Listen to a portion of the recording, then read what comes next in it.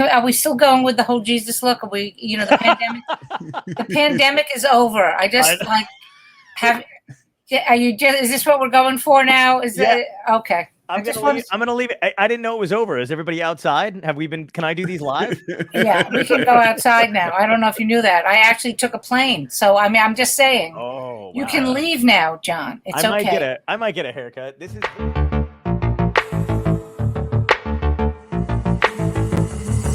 Dystopia tonight.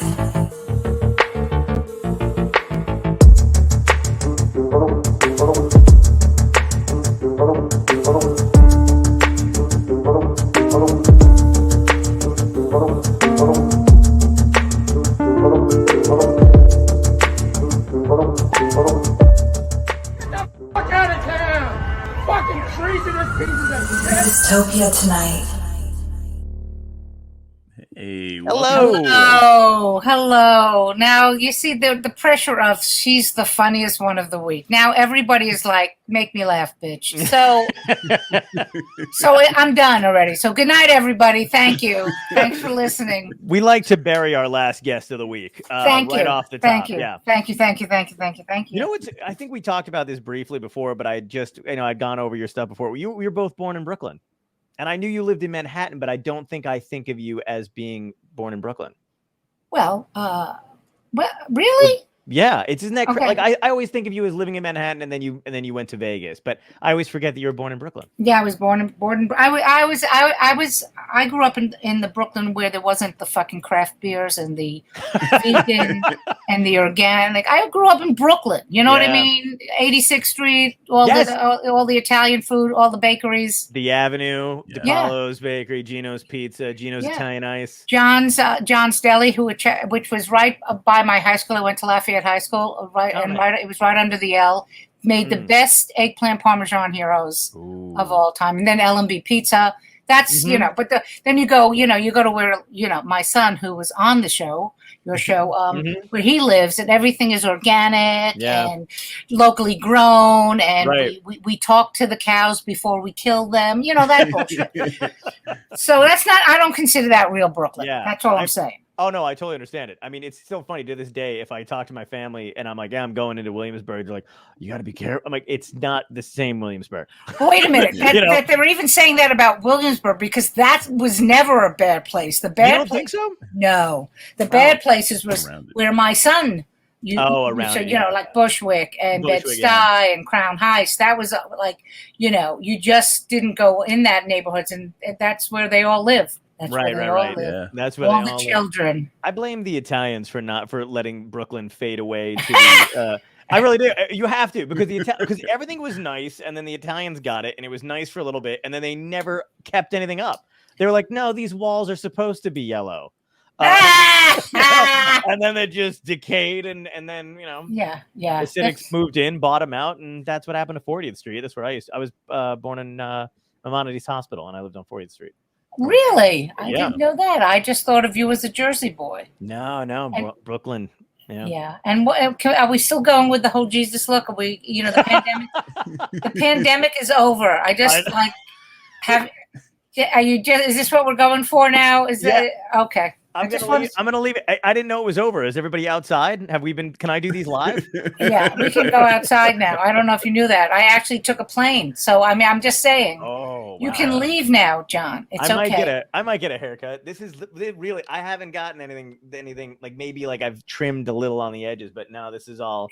John saved so much money on haircuts for the past 2 years. He doesn't want to go back. I couldn't get the unemployment, so I saved. Wait a minute, but this is a guy. Do you remember his headshots? His early headshots with his hair was so.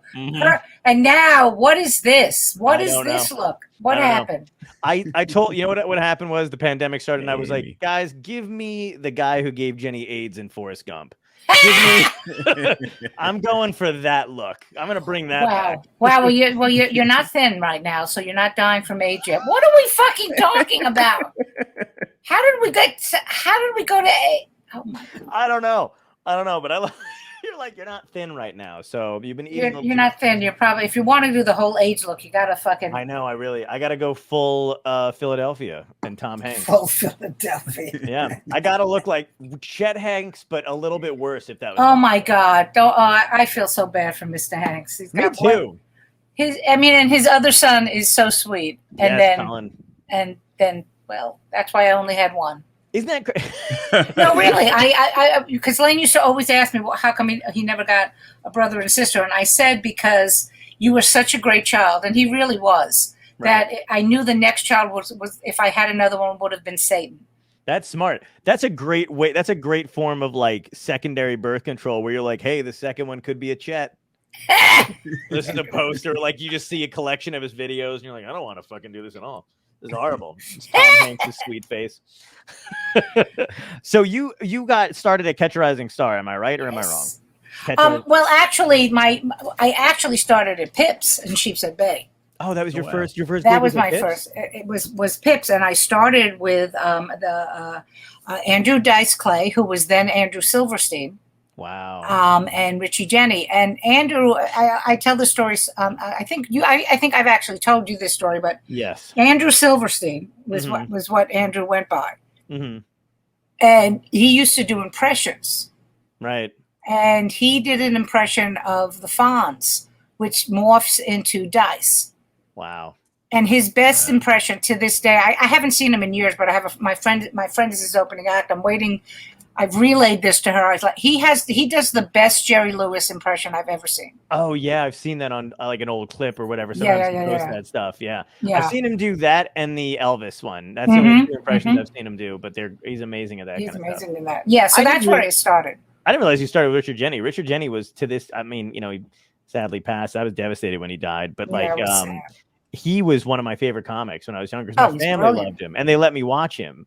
So that was like a huge deal, you get to watch it, because he wasn't, he was clean, but he wasn't always clean, So when I was a kid, it was a big deal to me. Right. But so I have a great Richard Jenny story. So, and if there are comedians listening, this is really a great story about doing the work. Mm-hmm. So he was so bad, John. When we started out, he was wow. He was terrible.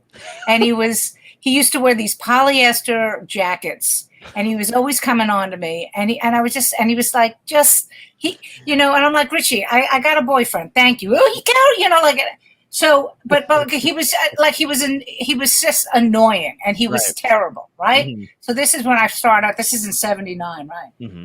Wow. Yeah, I'm going to say 2-3 years later, I've passed to Catch a Rising Star, and I was going in for my, you used to get 2 spots. You either got the opening or the late night spot if you were a young comic. Mm-hmm. And so I was going in to do my late spot, and I walk in and I hear, because there was a huge bar, and then there was a curtain, and then you open the curtain, you walk into the showroom. Somebody's killing in the showroom. I'm like, who the fuck is that? And I opened the curtain. It was Richie Jenny. Holy shit. I mean, he worked so hard. He was the worst comic I'd ever seen and became probably one of the top 10 comics of all time. Wow. So the lesson, young people, is this isn't, I say this all the time, this is not a fucking sprint. This is a marathon. Right. All these young comics that say, well, I'm ready to headline, and I'm like, okay, why don't we do this? Why don't I do my 45 in the feature spot, and then you can follow me. Right. And they usually go, oh, well, I didn't mean with you. I'm like, shut the fuck up. Shut the fuck up. Okay. I worked with a guy on the road when I was younger, who I fucking cannot remember his name right now, but I'll think of it. But he said he was really close with Richard Jenny. He was his best friend, but he told me that when Richard Jenny started, he used to still work in an advertising company. Mm-hmm. And he said, but he would constantly get on stage to the point where he was so tired that he would get to his office and then sleep by leaning against the door and holding the doorknob. So when his boss would open it, he would act like he was just coming out, like, oh, I was just coming to see you. So it would wake him up. Wow. Well, yeah, but he worked. He did. You and I have talked about this on many, many times we worked together. It's really about the work. You must do the work. It's one of the only, if possibly the only career where if you don't do the work, right, you're not going to get, you're not going to get anywhere. There's a great story that when Pete Davidson, because everyone goes, well, he didn't take long. I'm like, okay, so here's what happened with Pete. Mm-hmm. His management company owned a comedy club. Oh. Okay, so when I first used to see him, he was okay. He was cute and doing his little, but a couple of years, same thing. He was emceeing a show. He was okay. Mm-hmm. Then a couple of years later, I happened to be at another club, and I went in to watch him, and he was good. He really got good, and so he thought I was, of course, going to yell at him because it's me, and they're terrified of me. Right. And I said, "You really got strong. What'd you do? What'd you do?" And he goes, "Carole, I've been doing 2 or 3 sets a night." Wow. And that's what happens. Now, in his case, he was lucky enough to have his management company owned a club, so he was able to go on 3 or 4 times a night. But that's what it is. That's the only way. And I'm babbling, so tell me to stop if you need to. No, you're fine. When I was working on this new 10 minutes for the TV special, now John knows this about me. I'm the laziest comic in the world. I do when I used to, before the pandemic, I used to go, boy, if I could do comedy in my bed. And I feel like I'm the reason why there's Zoom shows, because I was the one that put it out in the fucking universe that I want to do stuff from my bed. Right. Okay. So, but when we finally realized that we were going to do the special, I had to work. First of all, I haven't done my set in for 15 months. I'd already taken two TV spots worth of shit out of my set. So I wrote an entirely new set just for the special. And I worked my fucking ass off. Mm-hmm. I went and did exactly what I said. I was out every single night doing fucking bars and one-nighters. I saw you, and everybody I saw you do rooftop shows, and you were on. I was like, oh shit, because I think it was even before you had really publicly announced. I knew you were doing your special, but nobody else had known or whatever. Mm-hmm. And you were everywhere, and I was like, oh, she's fucking going gung ho, like it's coming up. But I would message my friends who were on these rooftop shows and doing this kind of stuff, and at the cafe, and I'm like, listen, Carole's never at these things. Watch her when she's there. I was like, don't bug her. But tell her, I'm like, if she's, and I'm like, she's probably going to be bouncing out. But anytime I saw that anybody I knew that I was close to that I gave a shit about, which is, 6 people. Yeah. I was like, Carole's going to be there. Introduce yourself. Say hi. I hope they did. You know what? I literally ran out of all of them. I never, first of all, the rooftop show you're talking about, which is a great room. Yeah. It's the Tiny Cupboard, which is in Brooklyn, which is in one of those areas that we weren't supposed to go to when you. But first of all, you go up. It's like 3 flights. It's 3 flights to get to the door that takes you to the roof, and then it's a rickety old fire escape that you go up to. You don't even walk upstairs. And I did it last night just because I hadn't been on stage since the special, and I'm like, wouldn't this be funny? She finally tapes her 3rd special after a COVID exposure, and she dies on a fucking fire in Bed-Stuy. I mean, that would have been, But I did everything. I one time went and did a show in Astoria and then took the G train. The G train. Okay? The G train! All the way down to another show in Brooklyn. And I remember thinking, what is wrong with me? But you know what? It was a great set. Yeah. The set went over well. So I did that's what you have to do. You have to work at it. Yeah. That's what even somebody like me. Yeah. No, I know. And that's the thing that people don't realize. Like, no matter how long you've been doing it, I mean, you're still better off than when you first started, obviously. You know all the tricks, all what to expect, stuff like that. But if you're not on stage for a while, you fucking get rusty. It's just like anything else. Like running or doing anything else where you're just like, I haven't done this in a while. I fucking better get out there. Or you're going to, fall on your ass, which you don't want to do. Yeah, and then when did I have fun doing it? Yeah, did you have fun going back out and running around? Yes, but it knocked me out. It really did. I mean, I'm 63, John. That's even though that I know I don't look it and all that stuff, but I'm 63 years old. So schlepping from running around and then texting them, I'm on my way, and I'm like, what am I doing? And but Vicky Koopman, who is a dear friend of mine and also a comedian, very funny comedian. Yep. We had this discussion about the only reason to do spots Like there's a whole thing right now in the comedy community about doing the grind, man. I'm grinding. I'm doing the fucking. I'm like, okay. Right. The only reason you should be doing spots is to make sure that you're doing something and working on your material. Yeah. If you're just doing it so you can say, I've done 6 spots tonight, I don't give a shit. Right. Exactly. It's pointless. Yeah. And people have said, oh, you're going to do spots after you're done. I went, fuck no. No. Yeah. Unless when I get the 4th special. And then you'll see me again. It does. It does kind of seem like now. I mean, or maybe not. Maybe it's just something I'm kind of seeing from an outside perspective, being beyond a certain point. But it does seem like now a lot of people, a lot of younger comics, are doing spots simply for the photo and the appearance of it. You know what I mean? Absolutely. I'm like, okay, Absolutely. that right? Does that not? Because I feel like, oh, but what are you working on? And are you doing the same? Like, I'll see them again, and I'm like, it's the same goddamn material. You're not getting paid, and you're hustling all over the place. Why aren't you working on different shit? Like, well, why aren't you working on getting paid? Or getting paid, or getting paid, or going out on the. It's such a weird. I'm so glad I got taken out on the road by you guys earlier. When I thankfully did not have to do the bringer shit for very long. I did a few of that shit stuff, and then I was talking to Lane about it. I was on the road with you. Well, we never drove together, but I think we always did gigs. Right. Bananas in Poughkeepsie, and fucking when Bananas wasn't Poughkeepsie. I don't know what's there now, but yeah, but like Oaks took me out on the road with him and all this shit back in the day. Right. All that the fucking bringer stuff was brutal, and I feel like it never made you grow as a comic because you were always worried about, do I have enough people? Right. And I got to make sure that they're getting their money's worth, because if I suck, they're not going to come back. So you try to do the same shit all the time, and if you didn't, you bombed. But you should have. Right. So it was a double-edged sword doing that kind of shit. Well, bringer shows I've never I mean, it's funny that you mentioned that you talked about it with Lane, because I remember, because they had bringer shows in music too. Oh, they did?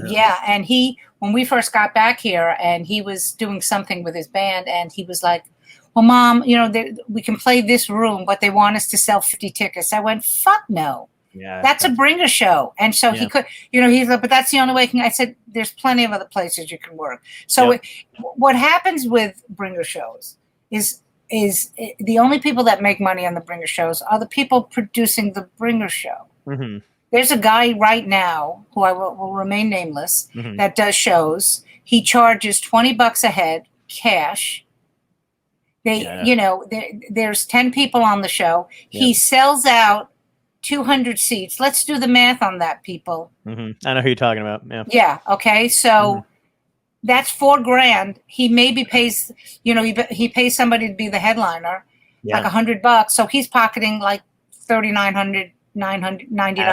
Yeah, man. That's okay. So the only people, and I tell that, look, I can tell you from what happened when I started to go out to look for spots. There are plenty of bar shows and outdoor shows, and that you don't have to do bringer shows. There's plenty of them. There was a show that I did, a young lady named Lana Seibel, who has this great outdoor show at the Brooklyn Museum. Wow. And she goes, whenever you want to go on, go up, and it's the same type of thing. It's outdoors. There's people barking to get people to sit. But it's always, it was one of the reasons I was able to work on the set. So this whole thing about, well, if you have to bring, no, because the only people making that money is not you. Yeah, exactly. And it's go ahead, Tom. I was gonna say, isn't that bad business though? Why not pay out $1,500? He could still make a ton of money, whoever he is, and give the comics a little bit of food for the work that they're doing. You're adorable, Tom. Let me tell you. That you think that, but you're a different type of person. There are people in all businesses, music and comedy, that realize they can make money off of you. Yeah. And they're going to make the money. It's the same thing happened when I used to do the military tours. I forget what it was, but it was a certain amount of money that they paid you per day. Mm-hmm. And because I was producing it, I took a 20% cut from each of the comics, because the amount of paperwork when you work with the U.S. military is like this, And I never said to the comics knew ahead of time, I'm booking this. This is what you're going to get. I'm going to take 20. You'll get paid, everything. But then there was somebody else who approached a friend of mine who was also doing these tours. This was years ago. And she said to me, Carole, the guy offered me like $100 a day. And I was like, what? Because it was something like $275 a day per. That's what they paid you. And so he was paying her $100 and taking $175 out of her Wow. I said, do not do that. But people do that. But Right, of people do course. that, you know. Yeah. Wow. Yeah, that's not the. I mean, when I was younger, I used to read all about comedy. I was a huge comedy fan. I was a comedy nerd. I had Comic Insights by. What do you mean you were? You I still know, are. I still am. Yeah. You still are. Let's come on, honey. Come on. Who are Yeah, you talking to? Who are you fucking talking to? I resent that. No. Yeah. This is No, why you and my son get along so well. Exactly. But I had like Comic Insights by Franklin Ajay. I had the what's the name of the one that followed Richard Lewis around? All those books. They Right. never, I was always, it was weird because I was like kind of hooked on that kind of shit, and I was looking forward to the 2 a.m. ticket spot to get, you waited in line or whatever. Right. And then they did the Bringer. When I started, I think that's when the Bringer shit actually started to like almost like maybe it was around a couple years before me. But like I was like, the fuck is this shit? Like I thought I was gonna wait outside and then go on at like it was all gone.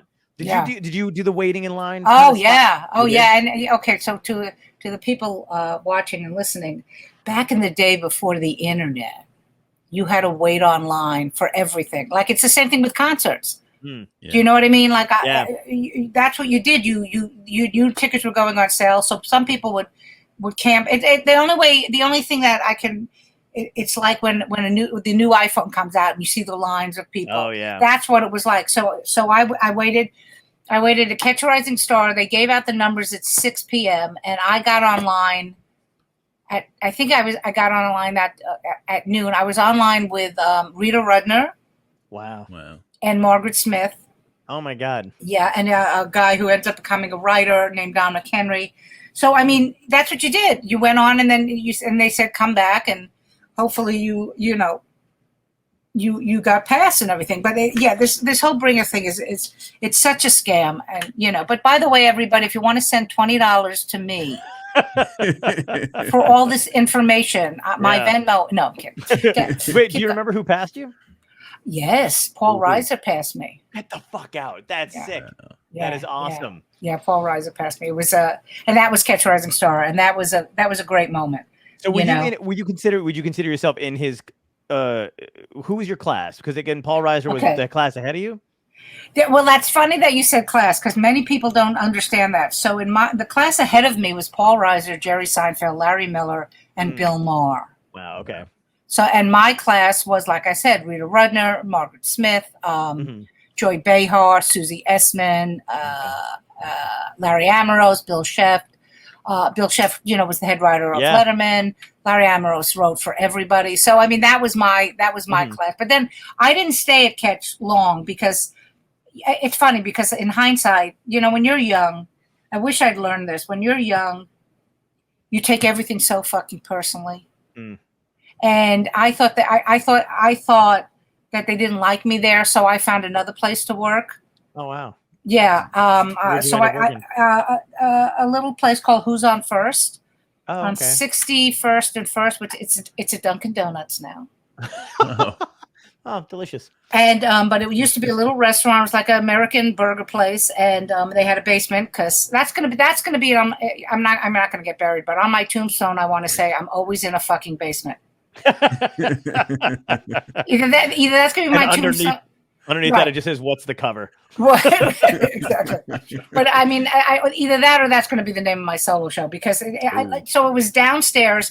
It maybe if it sat 20, it was sold out. Wow. It was tiny. But that gentleman, Peter Spellos, he gave me spots every weekend. So I was there constantly. Now, the reason why I say about I wish I knew, like it's funny what you think happened when you were young, and then you meet the people later on in your life and you're like, okay, so I totally read this wrong. Yeah. Yeah. Because I ran into Bill Sheff when we first moved back here. I ran into him because he plays softball and, my husband's a huge softball player. And so we're in Central Park and Todd said, oh, Sheff's here. I don't think he texted me, but for some reason I knew that he was there. So when I went to pick up Todd, Bill came up to me, hugging me and kissing me and saying to everybody, we started together at Catch a Rising Star. We did. And I remember thinking to myself, you fucking tortured me. Like, it really did feel like high school. Do you know what I mean? Yeah, like and when I see him now, the same thing, he could not be kinder. But it's so funny what you think Yeah. Well, yeah, that's why I always advocate communication with almost anybody, because I feel like half of the time it's somewhere in the middle of what the two people wind up thinking. And then you kind of just wind up getting along with the whole thing. That's crazy. I didn't realize that you left Catch and then went somewhere else because of that. Yeah. And then so those guys were ahead of you, but you still like hung out and hung around with those guys. It wasn't like you didn't see them anymore, right? No. I mean, we ran into each other, right? You know, we you know, I mean, and like, what's funny, I know everyone, like you said. I know you do. Well, that's another thing I was going to say though, too. You do know everyone, and it's like the amount of people that we have mutual, and because we have an immense amount of mutual friends on Facebook. It's insane. And sometimes it's like they're my age, and sometimes there's people I know that are younger, and you still fucking know them.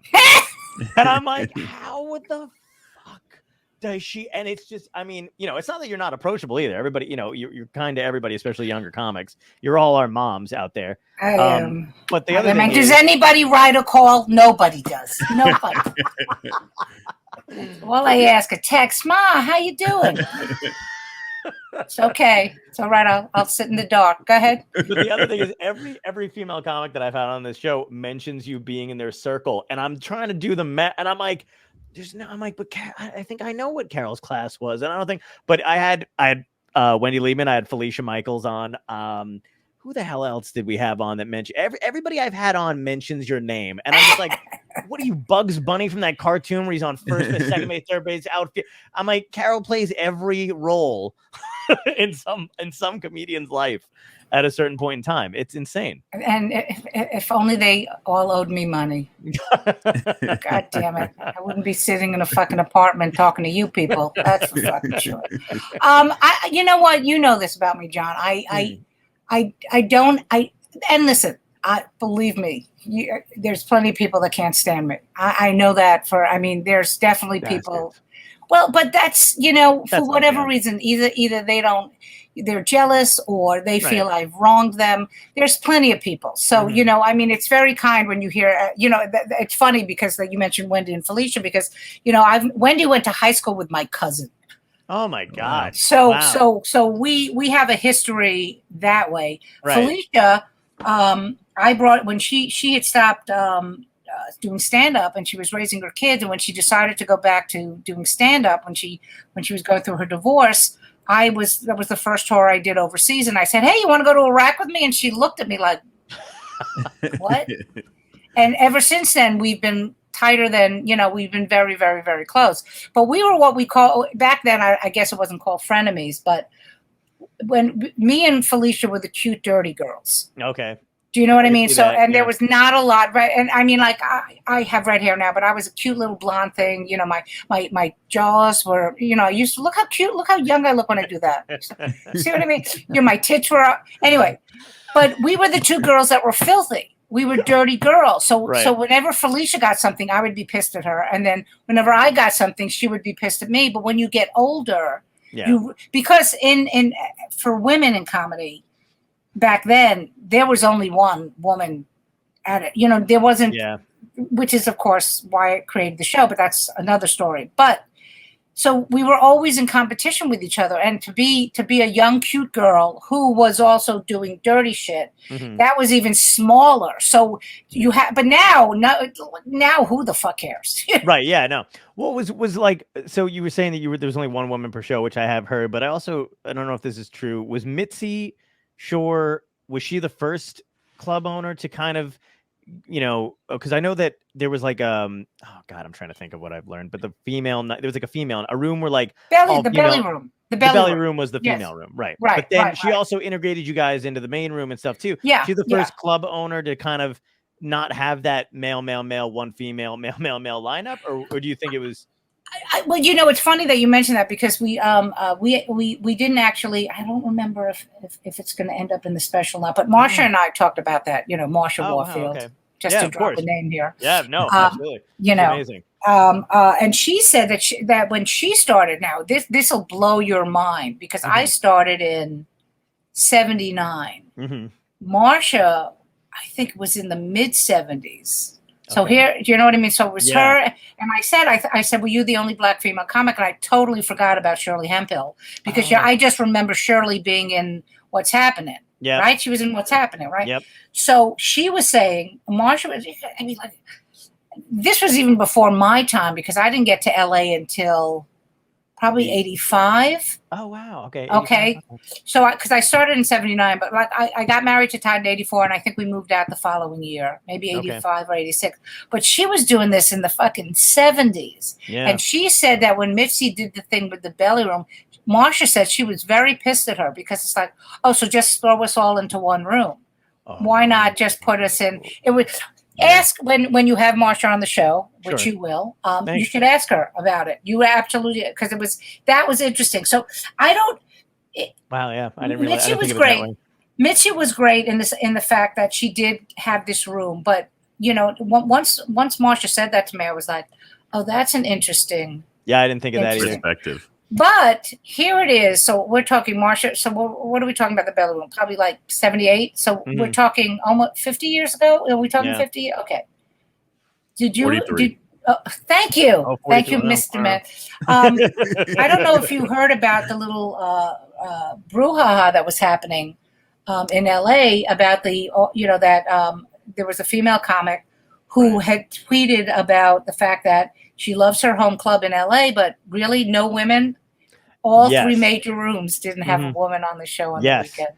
Wow. I know. And that was really fucked up. And then Patton Oswalt got involved because he's such a mensch. And Patton goes, it's a door. Like, I wish I would have, I'm sure I could find it if I had to, but basically he tweeted, hey, and he mentioned the three clubs. He goes, I love working with you guys, and I can't wait because I'm doing a new tour this year, so I'm going to definitely want to use your rooms, and please, thank you very much. That was the first tweet. The subtweet was, and I'm paraphrasing, seriously, not one fucking woman, not one person of color, not one LGBT. I mean, like, and he just did like 20 subtweets, and was like, seriously, guys. Yeah. And I will say this, because and I'm not trying to kiss their ass either. The woman at the Improv reached out to a friend of mine and said, nobody asked me my opinion, and she admitted they were wrong. And then, of course, the next weekend there were women back on the show. So I don't know what that was, So because I still don't know what it was. Yeah, I mean, I'm the same boat you are because I don't. It happened so quick. I mean, I think it was Jen Kirkman, right, that did the initial tweet. No, Jen. No, it was a girl named Valerie Tassi. That's right. But then Jen jumped on it. Yeah. Right. Okay. Right. I think I saw it when Jen jumped on it, and then it kind of blew up, and then I saw Patton's thing, and it course corrected itself pretty quickly after that. But it is kind of amazing that there's still. Well, what the craziest thing was there was an immediate defense from some club owner. I don't know if it was from one of the club owners was like, well, we have, and then they pointed to some random list on like down the line, and then again they were like, okay, so one you have out of all the whatever. Right. It's amazing that they even try to come up with the defense at this point instead of just going like, yeah, we fucked up. Yeah, I mean it was appalling, and it was and I know that and this is what's fascinating. I know each because I worked all those clubs. I mean, I was really a regular at the store, and I was a regular at the Laugh Factory. Yeah, and I know women. Felicia's on on probably every night. Yes. Eleanor Kerrigan, the woman I said that opened for Dice. She's on the show. There's so many, and those are the only. There's so many women. So it was like real. Whose idea was this? Was it like, let's not hurt men's feelings weekend that we couldn't possibly, and literally with everyone. Like I went and worked on when I was working on my set. The last spot I did was at the Hollywood Improv, and there were two women in the main room. There was a bunch of women in the smaller room at the Improv. Jamie has always been a supporter of female comics. Yeah. So that he bought Lane his first stroller. Oh my God! Wow. Okay, so I mean, they've always been supportive of me. So I was so I didn't get involved in the whole thing, but I do talk about it because it's like, guys, you got to stop. Yeah. Because I can't tell you how many guys now we can get to the fabulous show that I created. Do you know how many older male comics come up to me and go, how come you're not doing men of a certain age? And I went, okay, let me explain why. Because Jim Gaffigan doesn't need my fucking help. Right. Right. Nor does Bill Burr or Louis C.K. Do you see there's a pattern here? Yeah. No offense, because both of you have penises, but men have a tendency to help men. Oh, You yeah. do. You know, I mean, and you just do. Mhm. And I'm just trying to give women some work. Yeah, no. You know, but it is funny. I can't tell you how many guys say that to me, and they think I'm they're sure. being original. Right. Yeah. Or they're probably coming with a spin on it, like angry men of us, or you could do, and it's like either way, it still has men in the title. You're not getting it. Like, this is a very That's why specific- John's growing his hair out. He I figures am. sooner or I'm later he's kinda going to get hoping on to your show. fade into- Right, yeah, smoke enough exactly. weed, he gets some tits. I get it. I'm get going it. to breakfast with Julia every Tuesday now. I'm really, really working on it. I'm a piece of shit. But yeah, I mean, it is crazy that it's 2021 that Mhm. you have pioneered. I mean, it's great that you've been pioneering this. The shows are killer. The lineups are fucking awesome. Thank you. There's people that the second one I went to, because I didn't get to make it to the first one. Fucking, you guys blew the roof off of that show. That was I pretty mean, amazing. the audience was on fire. You guys were just crushing it. Everybody was excited to be there. It was an amazing show. And even the Thank you. Showtime special, and everybody, like Caroline Ray, who I mean, come on, that's my youth right there. Sabrina the Teenage Witch, throwback. I also didn't go out on Friday nights. Shocker. You know, but I Carol Leifer was on that. Julia. Oh yeah, You know, and it Julia, was just Tammy, Tammy, Thea. everybody fucking Thea. Oh my god. First time I met Thea, and she was hilarious and so nice and so much fun to talk to. And here's my favorite Thea story. So back in the day, before pre-COVID and before there was a TSA, she used to travel with a bag of weed under one tit and a gun under the other. What? She's Tom. She's a big woman. She's got. I mean, I have big tits, but my tits look like fucking perky tits, like, you know. But yeah, so she literally would. So, but she, you know, and one of the things is that I do try to have like one of my, you know, because when you're dealing with a network, they want certain things. They want to make sure that people will watch the show because people, you know, the whole point of the show was that they're unknown. Not that, you know, I don't like to say unknown, but they're not, you know, they're not big names. Right. So I try with every show to have at least one of my friends on the show because they've worked so hard at what they do. But every time I've done, you know, my show is very lucky, if just to boast for a moment. But like, because after Fran Drescher did the show, who is one of the kindest and most humble human beings in the world. Yes, so very she got her sitcom. She got another sitcom. She, you know, she blew up, and it makes me proud that I had something to do with that. Yeah. Do you know what I mean? Like, absolutely. So like I always I joke about the fact that, like, you know, Schitt's Creek came on the air, and then Hacks came on the air. So I actually tweeted that I named all those shows, and I went, "You're welcome, America." Do you know what I mean? Because that's what I'm just trying to, you know, I'm working on a new piece because I might as well plug it if anybody wants to come see it. I'm doing a show at Don't Tell Mamas in New York City, September 19th, and it's going to be, I don't know what it's going to be about. It's going to be 45 minutes of something, but it's going to talk about, it's going to be funny and some not. But the fact is, being a woman is fucking exhausting. It's exhausting. And I'm not even talking about what we do in a normal day. Like when Lane was a kid, right? Yeah. I'd get up in the morning. I'd make sure he had breakfast. I would make sure he was matching socks, maybe put on underwear, do that, take him to school, do the chores, come home. I'm not even talking about what it's like when you're raising a family. Right. I'm talking about walking down the street in the middle of the daytime and have to deal with the barrage of what you may have. So I'm just trying to make it easier for women to have it just one moment in their life where they were like, okay, I don't have to, I can just relax. That's why it was so great. Like, and this, I wish I would have taken photos, but I was so busy, you know, running the show beside performing in it.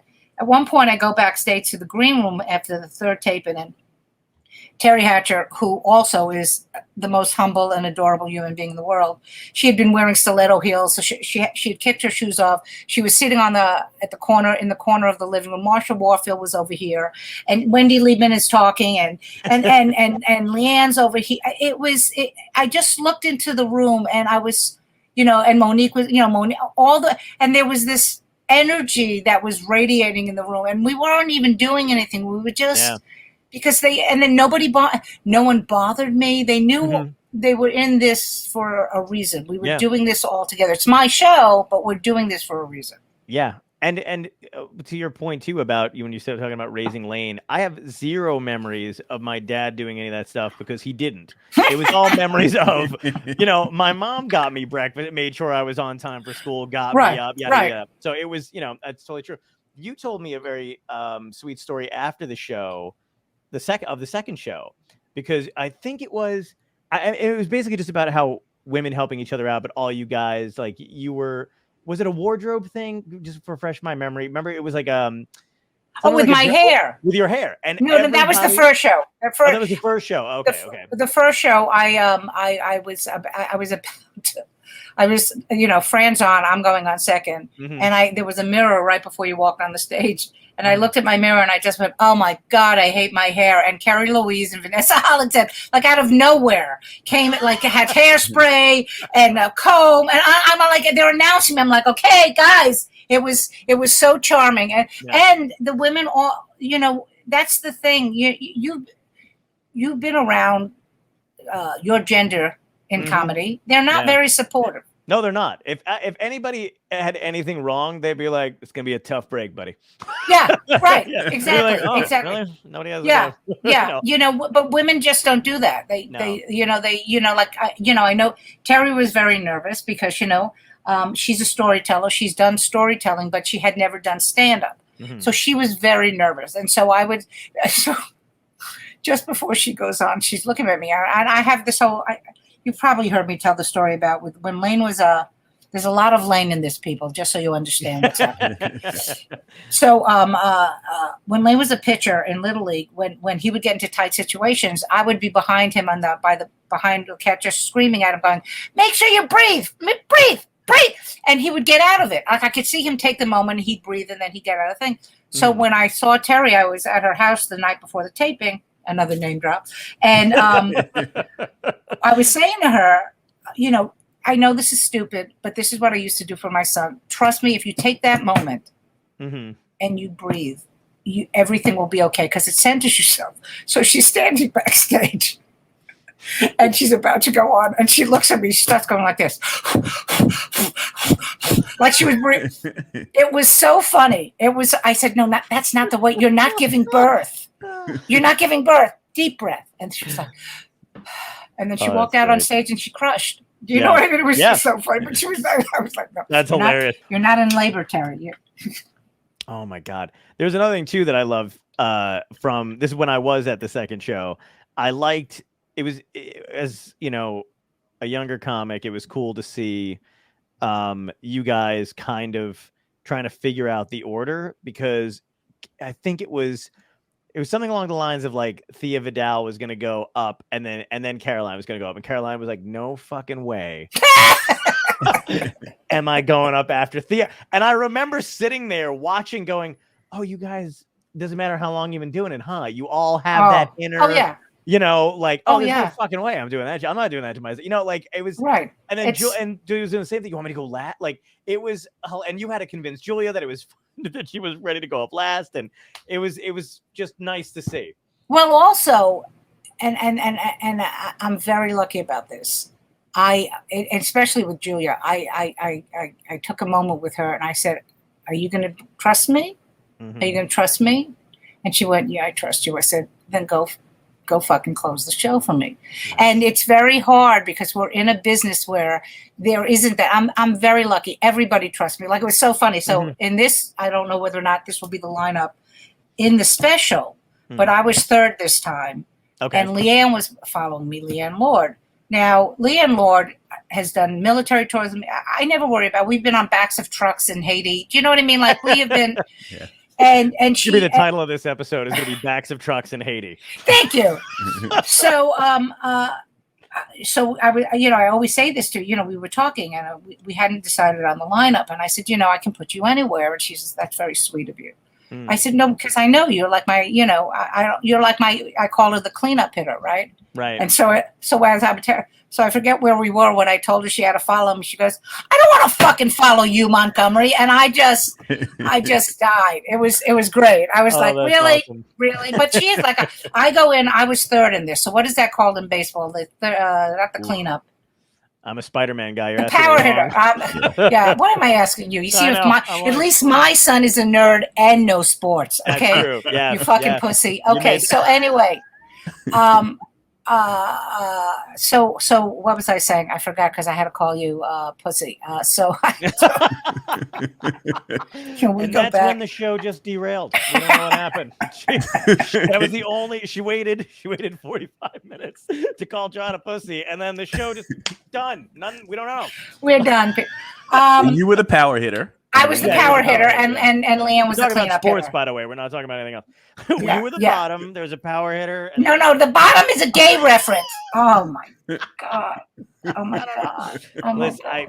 Okay. It's all just right. an education I can't. here. Okay. We're teaching. But the point being, none of the women worried. It's interesting how, but everyone trusts me. They know that I'm not trying. There's no animosity or anything. This is like, we're all here to shine. And I have to say, every single show, these women, they just, to use another reference, knock it out of the fucking park. Yeah, absolutely. And when you see the third one, I mean, I can't wait.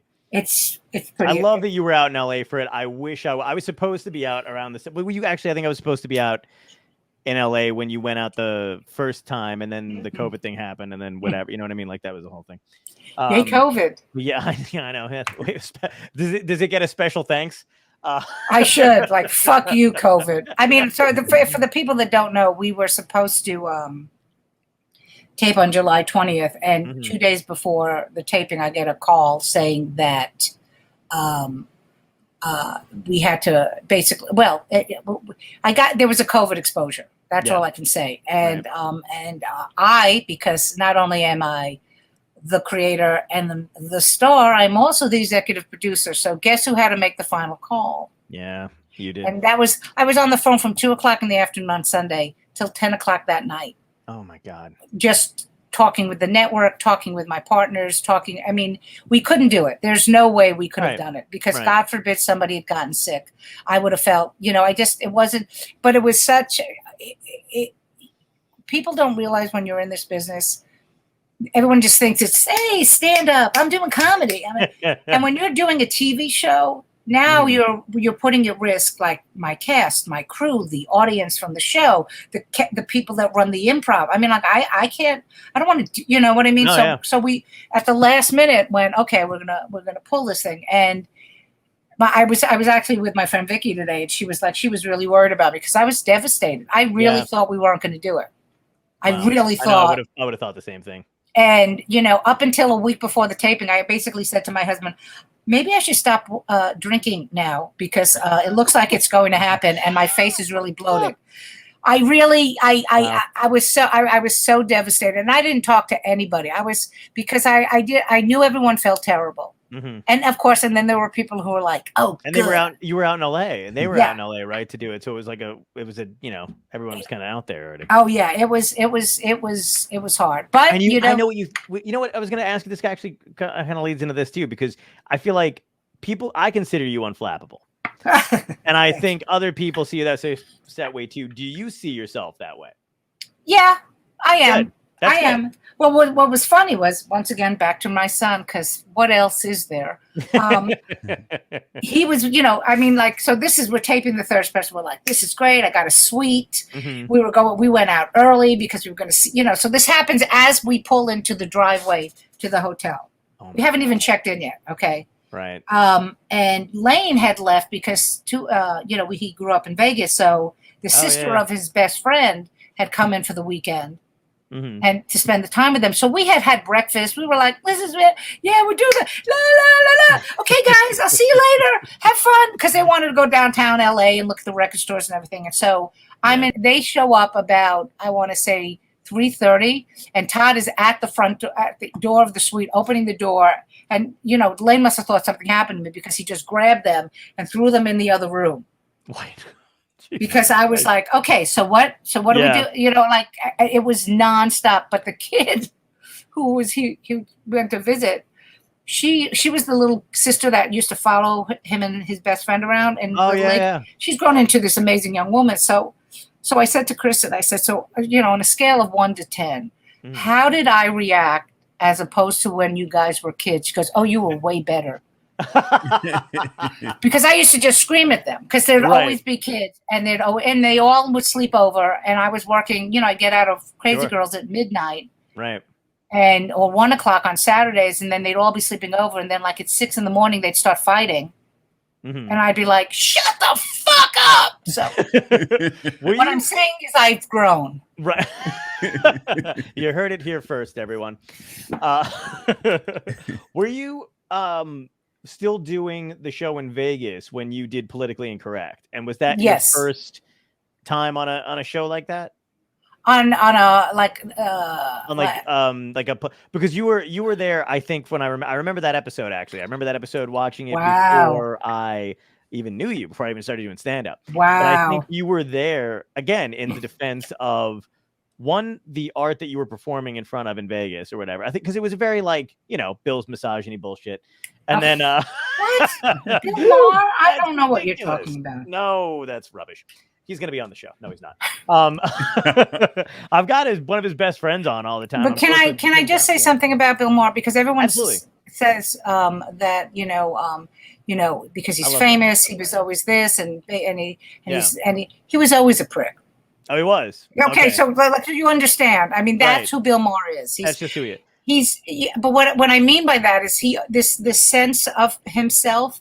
Yeah. He's always had that sense of it, even before he was famous. Yes. Okay. In fact, when we were after I taped the show, this was the first TV show that Lane was like, I think it was 8. So it was like, for him, it was a huge deal that Mommy was going to be on this TV show. Yeah. So after the show, we're leaving and we run into him in the hallway and he says, thanks again for doing the show and everything. I says, let's take a picture. And he leans over, he goes, I hate kids, Carole. Oh my God. And I went, take the fucking picture, Bill. And he did. Okay. You know what I mean? Because, one of the things about people who are famous, I don't care. Yes. I don't care if you're famous. And I did the same thing happened when I just before I left Vegas, Carrot Top needed an opening act. So Charlie Vericola, who is his writer and also a brilliant comic, he called me and he says, I don't want to do it all the time. He goes, can you pick up some of the weeks? And I said, sure. And they were paying pretty well for 10 minutes, I mean, I had to be on stage at 8, at 8:10, the light would go off and that was it. And it was decent money. Right. So I'm like the second day I'm there, he's walking around because it's the former dressing room of where I used to be in Crazy Girl, not in Crazy Girls, in Midnight Fantasy. And he's walking around and they'd redone it for him. I mean, it looked like a fucking suite. And mine was literally where like the dead bodies were and then the old costumes and rats and everything. But he's walking around with no shirt on, his pants down by his ass. And he'd been in the sun. And I look at him, I said, you look like a fucking orangutan. Pull up your fucking pants. And it got so quiet backstage. Like everybody in the crew's like, did she say something to the god? Because I didn't care. I mean, you know what I mean? And he was like, I'm sorry, Carole. So fame doesn't do anything for me. So that's why I was able to say that to Bill, because it was like, Bill, I've known you a long time. Okay, take a picture with my fucking kid. Right. So he's smiling and Lane looks like this. That's the perfect kid picture to be around Bill Maher. Oh, that's so great. That was a great show, though. I mean, you fucking crushed it on that show. Yeah, it was a great show. And getting a very sweet story about Bill was, like I said, I've known people when they've made it. I've known people when they've lost their fame. So I never bothered people. And at this point, remember, Politically Incorrect, I think it moved to ABC at this point. I don't remember. Yeah, I don't remember if it was on Comedy. I know that there was. It started on Comedy Central, then moved to ABC. I think when you. But he wasn't this huge star. I mean, he had a show.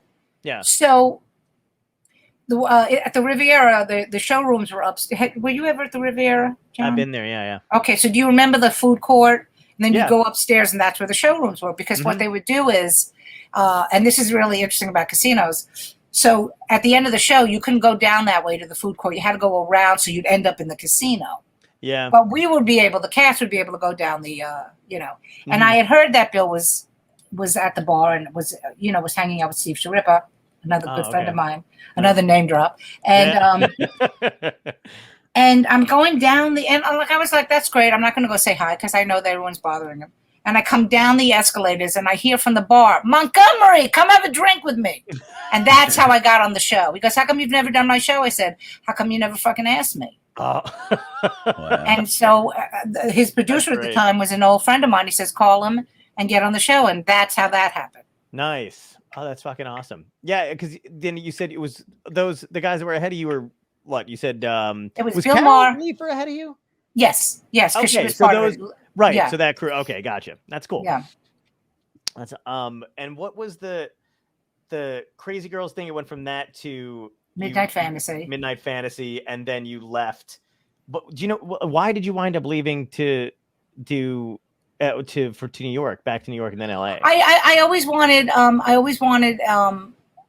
Todd and I romanticized New York because we were gone. We were in LA for 10 years. Right. Then I moved to Vegas. Mm-hmm. And we used to always talk about how great New York City was and we wanted to be back. So I always knew that I wanted Lane to go to school. I wanted Lane to go to high school in New York City, which shows you how fucked up the schools are in Vegas. If you want your child to go to school in New York City. He has very fond memories of Vegas, by the way. Yes, he does. That's that's where he grew up. That's where he grew up. So that's why we went back because I'd done Crazy Girls. I had left that show. I went to Midnight Fantasy, and then we were planning on going back. I think I was there for 2 years. I forget what had happened. We were planning on going back, and then they renewed my contract for another year. So that's why we ended up going back. He was about to start high school is when we started to go back. But that's why I wanted to go back. And then it was basically starting again in New York because nobody knew me. Okay, wow. That's what I was going to say. It was a climb up from New York after that. But I mean, it didn't take long though, did it? I mean, you were still kind of like, I feel like established at that point because you'd done TV stuff then. But remember at that point, so we've been back here 16 years now. So the internet was pretty, it was starting to do what it did. And there were people who, there were people who were internet stars even back then. Like I was no longer considered a national headliner, even though I had done pretty much every state, but I was no longer because I wasn't whatever. So I had to compete with that. And so that's one of the reasons why I went into directing and developing solo shows because I was like, okay, I'm not going to be, because I was a road dog. I was on the road I was on the road 3 weeks. Lane was with me for up until 6 months. I schlepped him all over the fucking country. I went to Hawaii. Lane doesn't even know that. He's already been to Hawaii. He was 6 months old, but he has been to Hawaii. We got to get you on that Bill Maher Hawaii gig. Would you do another show with Bill? Absolutely. Because I always liked him. Yeah. I mean, but if you and I'm also a big believer and there are other comedians that are just doing this right now. The one that just took the horse dewormer. But the fact of the matter is, sometimes sometimes you just say shit because it's gonna make you be in the news. Yes, exactly. And so Bill says stuff, and the thing that he said, the whole thing that got him pulled off, especially with the anniversary coming up. Cowards, yeah. Right, lobbing cruise missiles from 2,000 miles away.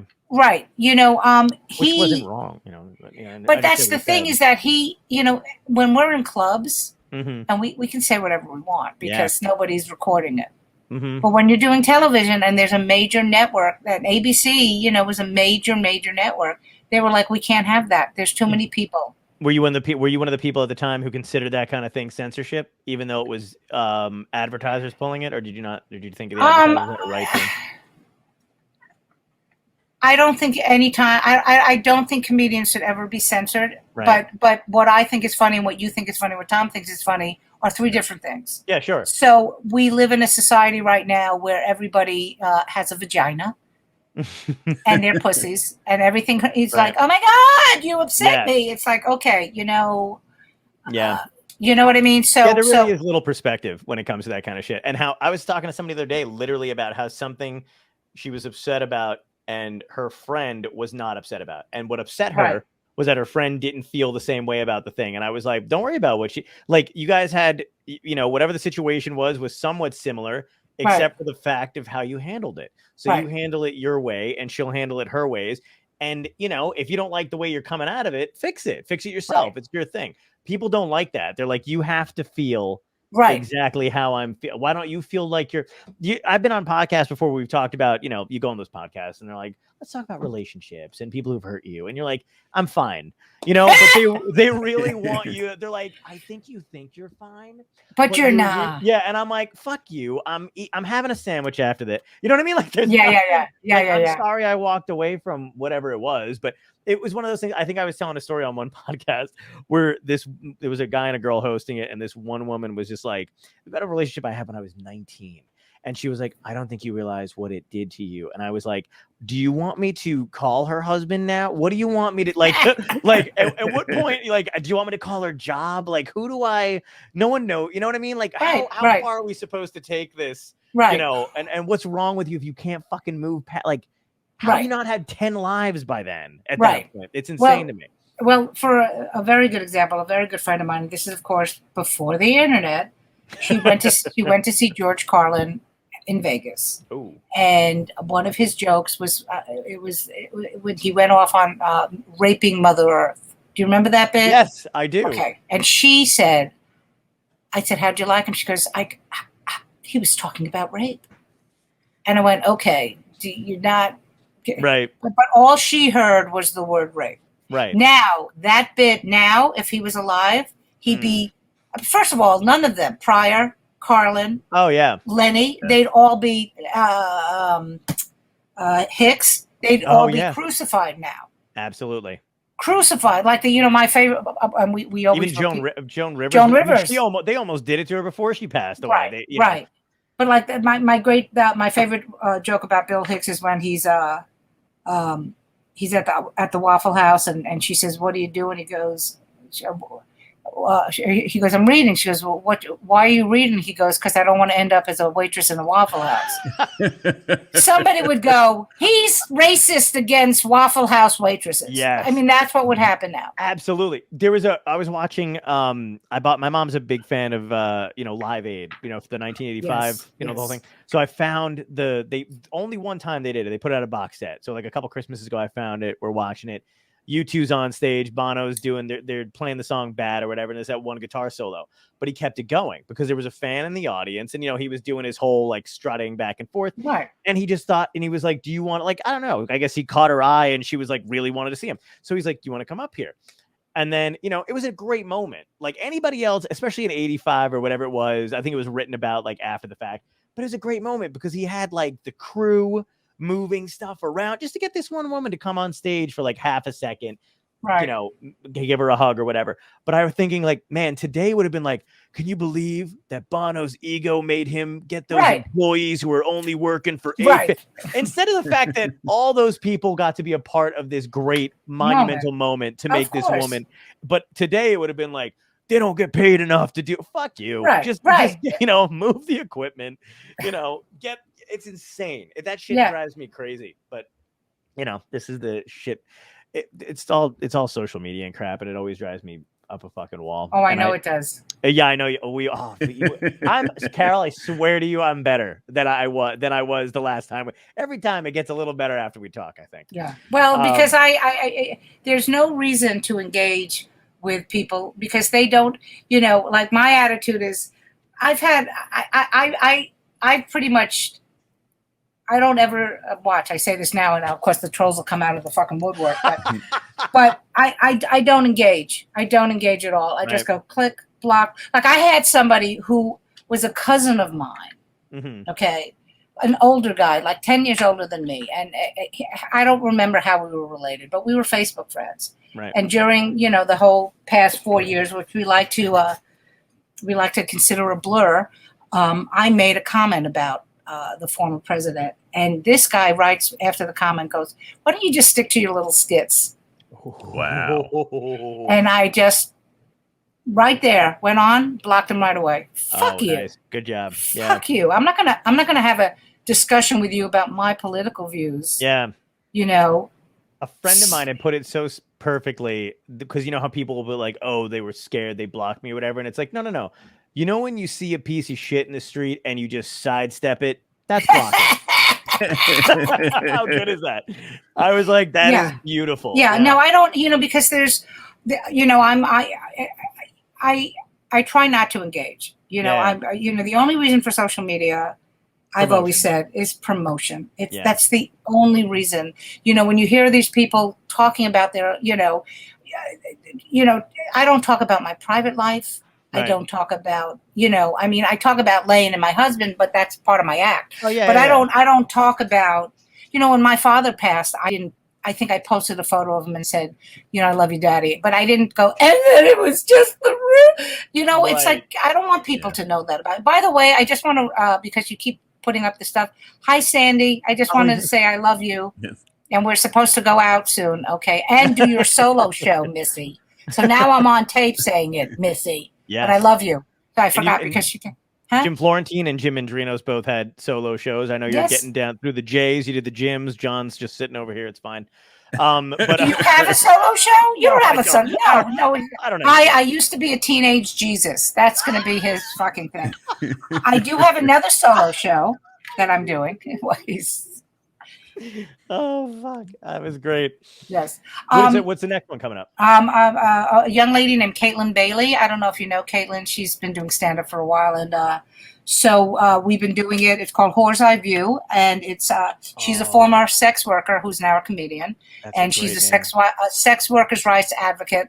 Nice. And it's I always fuck this up. The tagline is it's a mad dash of 100,000 years of sex worker history, and it's brilliant. It's funny.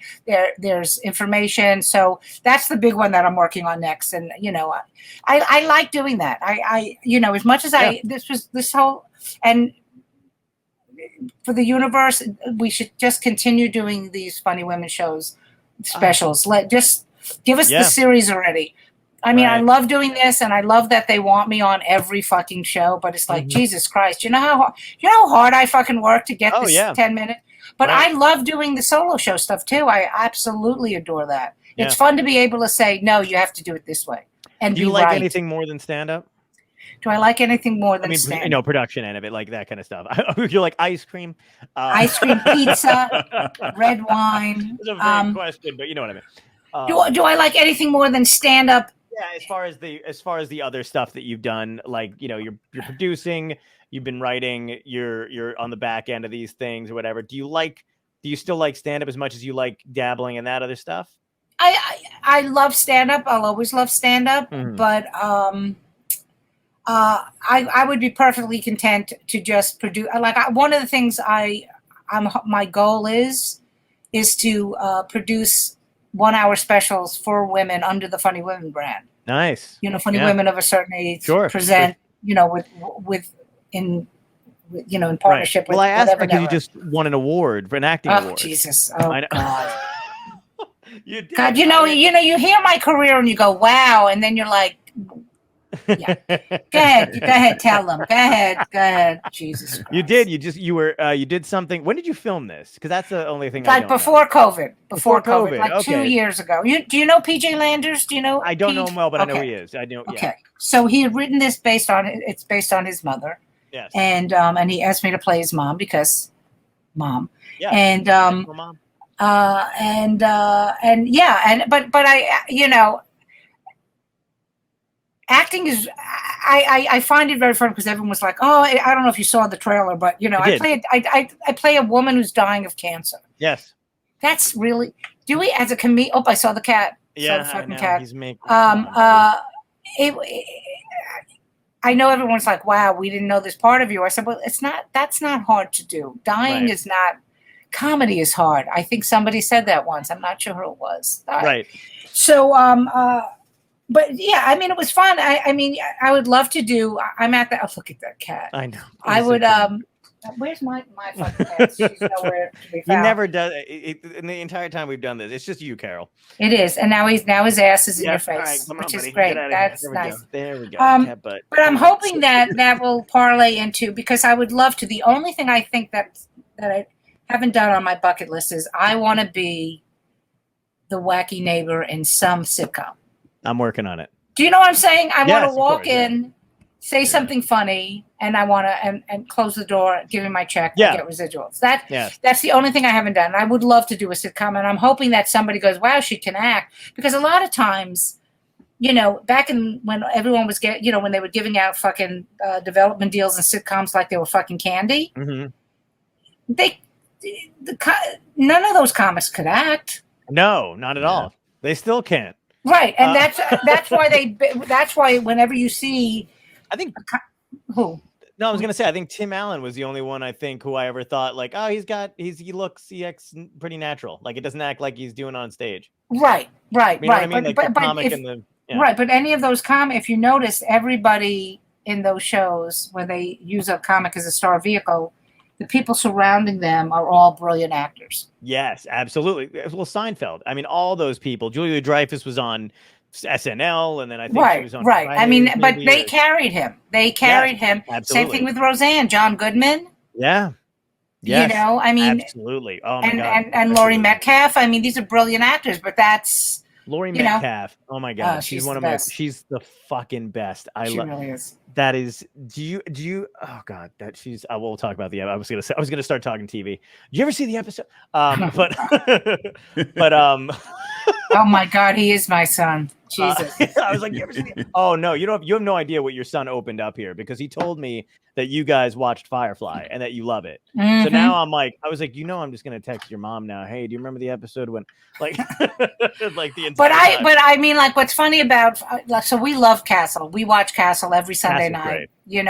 But the show that he's on now, even though I do watch it because I just love him, but The Rookie is terrible. I know, it's so fucking bad. It's just it's bad television. And I think all the network, like all the streaming stuff is doing so well. Ted Lasso, I don't know what network actually passed on that, but whoever did is a moron, because Apple's like that's one of the best shows I've seen, because it's Bill Lawrence, it's Scrubs. Right. You know what I mean? Right. Like, well, we won't even get into the whole Scrubs thing. No, no, that's a whole other hour, Mr. Yeah. Poveromo. We're not doing the Scrubs thing. Yeah. But you also did voice acting work too, because I loved you. Like that's what I was saying. Like you have a wide range of, stuff that you could do anything, because you did Liz Mealy's short-lived animated I think it was just an internet show, right? Am I wrong? Yeah, it was such a sweet little show. It was, and it was great, and it was so fucking well done. And I remember you doing the voice acting in that as well. And I played Mom. Yes, absolutely, you played Mom. Exactly. And I was like, that's.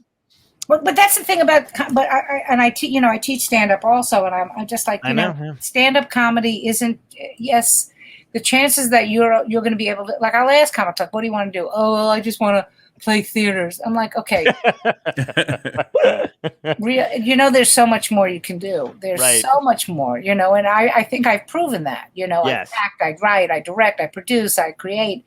You have to do that in this business now, especially because now they're giving fucking development deals to TikTok influencers. Oh yeah, absolutely. I know. Well, that we've had a couple TikTok people on, but they're really great. Like but hear me out, because the TikTok people that I've had on, me, I'm very picky. So they're genuinely they're worth their follower, right? Because there's other ones that I'm like, I'm not having on somebody who can fucking dance and looks attractive as much as I'd like to. He really does need to get out of the house soon. Oh, you're not fucking kidding. This is like, I figured if I grew the hair out, like it would be one of those situations where they'd be like, oh, cool, like he doesn't have it. You know what I mean? Because I think pre-COVID, this looks like I have the clap. And then that's not good. So you're thinking that if you have long hair, the women are going to go, he doesn't have COVID? They're going to be like, he didn't go out. He never went anywhere. He's being completely and totally safe. Look at him. He looks like shit. Right? You know what I mean? Like, that's a good sign. But they're not going to want to fuck you then. Well, I'll get a haircut then. I'll be like, look, here's the deal. You tell me when and where, and I'll fucking get the haircut, and that's it. John's manscaped from the neck down. It's just... Oh, wow. I don't even want to know why you know that. Okay, so now we're going into shit I don't want. The only reason why he knows that is because he's 6'11", he bullies me. You know me. I'm like well, I've kept you for an hour and 15 minutes. If you want to stay longer, I could keep talking to you about all this shit. Or if you have a heart out, I'll give a heart out and I'll ask you the last 2 questions. Okay, ask me the last 2 questions because I'm fading, but I'll come back. Come back, please, because there's so much more to talk about. And well, probably not you to me, but me to you. You're like you. I'm done with. I don't even know why we're here. First question. I feel like you may have answered this in the beginning, but it could be a different answer now. Is if you can go back in time, talk to your younger self, and give yourself a piece of advice that would help you now, what would it be? Oh, like what I said. Yeah, what we said at the beginning. Don't take anything personally. Yeah. I've learned so much about this business, and it really is not personal at all. I mean, just the fact that I've dealt with a major network now for the specials.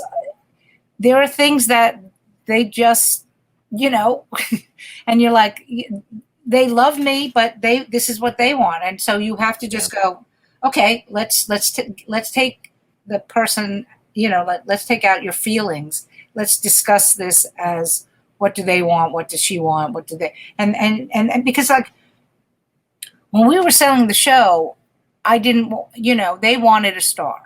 To bring it in, and I totally get that, and I wanted all my friends on from the beginning, and that's just not the way you do casting. And one of the things I've said to some of the women that have not gotten it, you've got to trust me that everyone is going to get a share of the pie. Right. But if I like when we got the first special, if I had turned to the network and go, no, this is the way it's going to be, guess what? I wouldn't have the specials, would I? Right. You know what I mean? You have to learn where, and you have to learn where you have to go. Okay, this is business, and so many people in this business don't understand. Stand up and the comedy talent is this big, and everything else is this big. Yeah. The business part of it. There's people. I think you know this. That like for 6 months I was working behind the scenes. I was working in an agency. Do you remember that? Yes, I do. Yeah, and was actually the greatest Kincaid. Yes, it was actually one of the best lessons I've learned, because there were people that were on that roster that, I was a booking agent. And the reason for that, for the people who don't know, is my mother-in-law had gotten very ill, and the office was a block and a half away from my house. So, my husband was opening a new show on Broadway. And that's when he was doing School of Rock. So he was busy. So if God forbid there was a problem, I could be home in a second. So I thought, okay, I'll go off the road and everything. But there were comics on my roster that were such pains in the asses, and such that I remember saying to my husband, oh, that's why they didn't make it. Right. Oh, wow. Because, there's not a lot of things that I'm proud of. That's not true. I'm proud of my son, my baby. But like I've had this discussion before. If you don't think I'm funny, that's fine. I could care less. But if you call me unprofessional, or you talk about how I am as a, in my as a producer, if you say that, you talk about that, you bet, then I get pissed, because it's like, oh, okay, nobody talk, because I know how I am in this business, and I'm, and also if I make a mistake, especially in production, I will say, okay, we fucked up. We had a couple of miscommunications this past special. That I basically said, my fault, my bad, I fucked up. Right. And you have to, like, a very long-winded answer to what you're saying, but basically, don't take it personally. This business will kill you. And also, grow some fucking balls. Everybody grow like a fucking, because my balls are bigger than both of yours. You know that, okay? But you do. That's the only thing I wish, because I think back to all the slights in my 20s when I was a young female comic, and I'm like, oh man, I spent so many hours and hours beating myself up for what? Right. It's wasted. It's almost like it's wasted time. Also, because I was supposed, I'm also a big believer in you're supposed to do what you're supposed to do when you're supposed to do it. If I had the success I wanted earlier on in my career, I wouldn't have had this success, and this success is way more fucking sweeter. Yeah. Awesome. And the next question is, the last one, is what had to end in order for you to be where you are now? What had to end? Yeah. It could be positive or negative, but what in your life had to end for you to be where you are now? I had to give up my career as an assassin. And that was really upsetting to me because I was really making no. Yeah, I could see that. I think probably probably fear had to end. Because when we all do this. I hope you do this, John. You throw enough shit on the wall, something will land and will stick.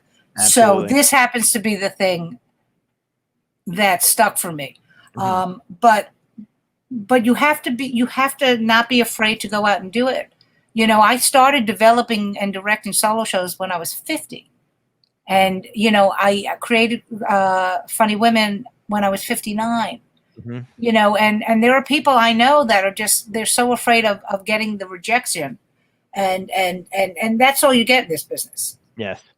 It's so funny when I created the show, and I think you've been around. You remember when I started this? Oh yeah. But this thing just snowballed. I came up with the idea, and it just. I mean, I never had that happen before, and so, but I'm 63 years old. I remember Applejack Diner having conversations about this. I think one of them was definitely the first time you took me to Fugle Sayings. We went to Applejack first, then we did Fugle Sayings. And then I think I remember there was a previous one where it was like the incarnation of the show. And I just remember those moments walking down the street, just talking about it, going over it, you building up to it. Amazing. Right. But that's the thing is that, I mean, and that just came out of nowhere. It really came out of just, I was walking home from a podcast and saying, and calling Todd and saying, I think this is something. And he said, oh, wow, this is something. And he never says that. So, but you know what I mean? So not that this is going to happen again. Like lightning is not going to strike twice with us. I'm just putting that out. So Tom, don't get like fucking thinking something's going to happen. All right. Because that shit only happens once. But you have to let go of the fear, Right. Don't take it personal and let go of the fear. I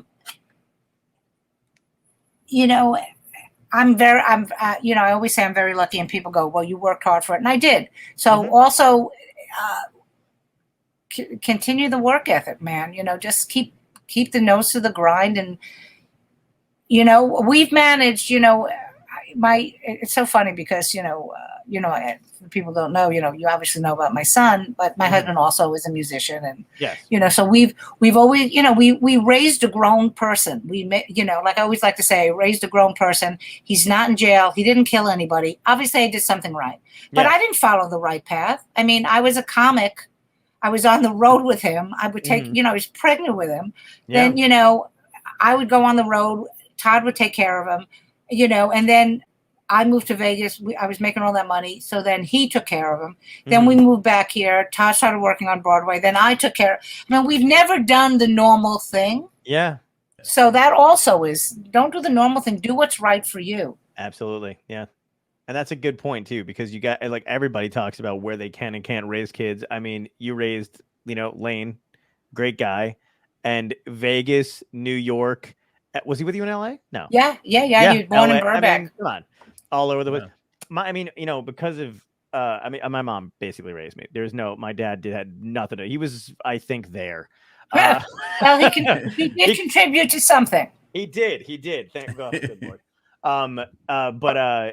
He, but because of him, we had moved around a lot. But I mean, the same thing. Like until I think they got divorced when I was in like 6th grade, we didn't live in the same house more than one Christmas because he was always stealing, taking, whatever the hell it was. And then we'd bounce around a lot. But again, if it wasn't for my mother, I would have been probably, there's God knows what, if I followed my dad or did whatever, if she didn't move me out of what needed to be moved out of, yada, yada. So it's crazy. Like you can have like a bizarre upbringing and still be, you're going to wind up looking like Jesus at some point, but it's still. I didn't realize that Jesus was nearsighted though. It's a whole thing with him in the near side, and he didn't like to, bring it up because he did the whole water to wine thing. Like, why can't you? And he's like, one miracle at a time, boys. Yeah, but I mean, there's no, when you talk about kids, there's no, my sister, who I love dearly, and I love my nieces, but she married a guy who went to work every day, still does, goes 9 to 5, and right. And she raised the kids, and she was a housewife, and that's a way to do it too. But yeah. you know what? Yours is more exciting. Oh, my cat! I'm just. Oh, now your cat came. My cat. She's under the table, so you can't see her. She's just. Okay. She's a very odd cat, but she is here. Hi, Zevie. Aww. Hi, baby. Okay, now she wants love, so now she's giving me fucking. Because if I bring her up here, she'll attack me. Because mine's being dramatic and hiding in a plastic bag. Oh, good. That's nice. So she's gonna asphyxiate herself. That's good. That's cat porn on Dystopia. Yes, get us banned, Carole. Oh my God. Well, listen, I don't want to keep you any longer. You've been amazing as fucking usual. I love you. I love you too. I like you, Tom. I like you, Tom. I don't know you as well as I know John. It's got to start somewhere. So right. You have to like somebody. But no, this is great. I'd love to stay. I mean, I'm just tired. I hear you. I'm tired all the time. And I think it's also because, and I keep saying this, and I comics will understand this, that I worked so hard on this. Yeah. Like, and I'm not even talking about the actual production. I'm talking about the actual going out and getting the set together. Yeah. Now I nap like every 2 hours because I'm just so fucking tired from doing this. And now I don't know what to do also because now I'm like, well, that's done. Now what the fuck? So we're just going to come hang out here. Okay. In the basement with the cats. God, why do I have to live in a basement? Because I have long hair. Hello. Where do you live again? LBI, New Jersey. What is LBI? Is that Long Beach Island? Yeah, Long Beach Island. Yeah, down. Wow, look at you acting like. Come on, beach town. Let's just relax. It'll be fun. I think Tom Papa's here this week. We don't know. Oh well, because I want to see another comedian. That's what I live for seeing. I just saw 5 of the greatest female comics of all time. Right. Let me go watch some more comics. Sandy said great discussion. I love you, Sandy. I don't think I know Sandy. Hi, Sandy. Sandy's the best. Sandy's best. She has a great solo show, but we'll talk about that later. Yes, we will. Thank you again for coming on. Appreciate it. We'll plug the show coming up on we don't know what yet. We don't know where. Yeah. We haven't been told. We're hoping that it will air either end of October or beginning of November. So I'm at this point, because we had the postponements and everything, I'm hoping that we do it like for Thanksgiving because everyone will be home.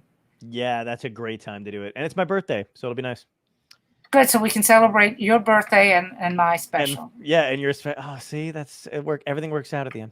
That was a very Jesus thing to say. Did you see that? All right, I'm going to go to sleep. Yeah, go to sleep. Thanks again for coming on. This will be out next week. So cool. And thanks everybody for watching and listening, and follow Funny Women of a Certain Age. And when the show does air, we'll let you know, and make sure you watch it so we get more ratings, and then they'll give us more.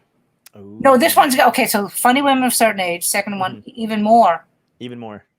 No, third one, more Funny Women. Third one, even more. So I don't even know. Like I think the fourth one should be okay. There's more. There's these fucking women. or the fourth one is be what with the women and the. Wow, I've never heard him do. Look, you could do impressions just like Dice. You could do a Jew. I got the leather jacket like Dice. I might as well. Oh my God, you do have the leather jacket. All right, I'm gonna leave. I'm on my way. I love you guys. Thank you again. Peace out. Have a great one. Talk to you soon. Bye.